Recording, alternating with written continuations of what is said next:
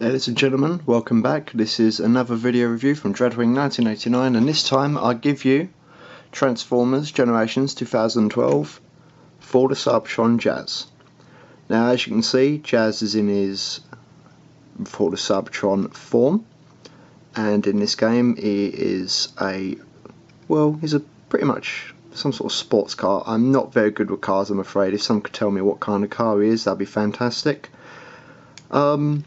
First thoughts for Jazz. I'll move his gun out of the way. The gun's there for storage. My first thoughts on Jazz First thoughts on Jazz were, I think he looks pretty good, like when I first saw pictures, but when I got him in hand, I'm afraid he's actually one of the most disappointing figures of the year. And I think I better show you why. It is my job to show you. With the car, he's got some very nice blue paint apps on him, and he's got the red wheel trims, which are okay. The only issue I have with the car mode is it's his best form, but when you hold him, you need to hold him for this. He feels cheap. The plastic involved just makes him feel really, really cheap. I really don't like it. But there's little to no paint apps on him. You can tell underneath there's a couple of hands at the back, and you can see his legs. But all in all, despite the terrible paint on him, well, lack of paint, sorry, and the really bad quality plastic, he's an okay car. Now, getting into robot mode is where he fails. This is the transformation. Transformation can be a little bit difficult, but I'll show you what I mean. You come to the back here, and you disconnect the arms from the spoiler of the car. You can see on the spoiler there's a couple of tabs on each side, and they peg in to these little slots just above his arms there. Now, to finish this off, what we're going to do is go underneath where the legs are. You just pull these out, and his feet are on these really horrible plastic ratchets. It's horrible. It just clips, and it feels like as you do these clips, like with that piece of plastic going against the rivets on the wheels, they feel like it's just going to break it. I don't know why, it just feels like it does. So anyway, that is pretty much the legs done. Now this is where it gets a little bit, well, actually it gets very finicky up here. What you do is lift this part of the car up, and you see this piece will disappear inside the car, if I can get it right. Actually no, sorry, before you do that, you grab the back and push it. No, it's not right either. It's foul.com. There you go, push it, which will reveal the head. And now you can lift this of Jazz up, and the bonnet will push inside, and you can push the torso up to where the head is. And on the back, you will see, I'll just dislodge it to show you, there is a couple of very small little slots here that will peg on to the backs of these blue pieces. So you pretty much just slide them in. Finagle him around. There it goes in. And come around the front, get his legs all straightened up. Now his arms, you just bring the hands out, like so, as one side, and out the other side. And what you do is this little white spot there sticking out, that's a bit of an eyesore with the rest of the grey. This will swivel out. If I can grab it, you've got to like finagle it out, like so. It will swivel out.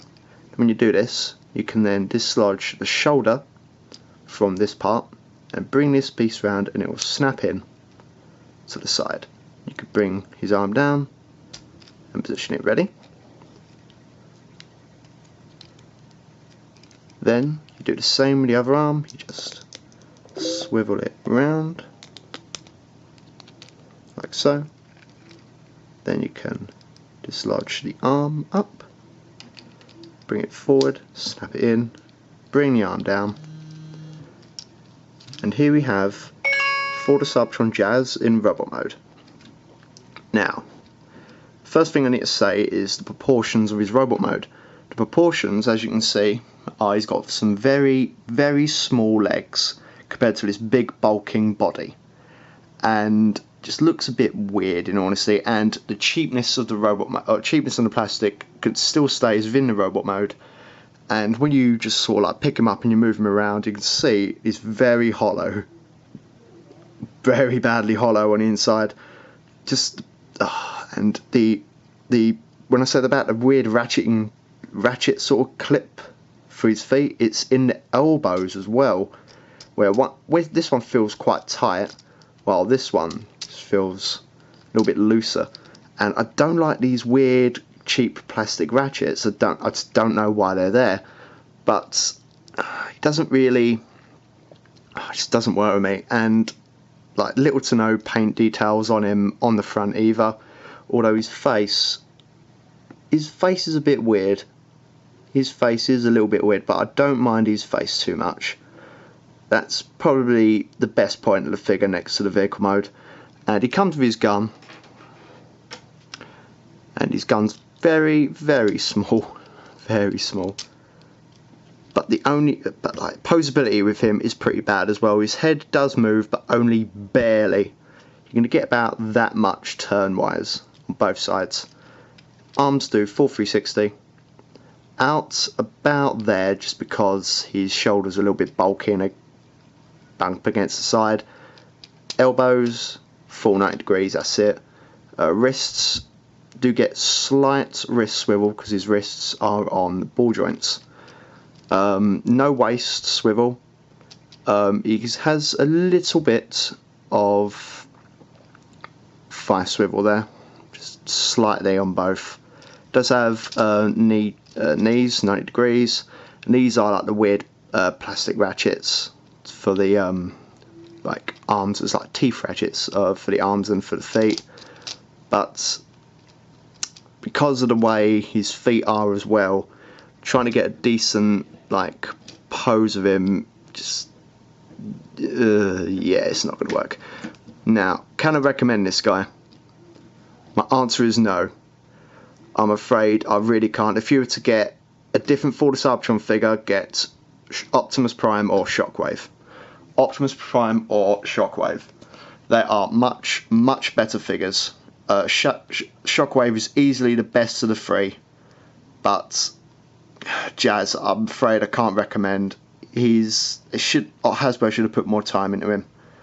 Now, this is Dreadwing 1989.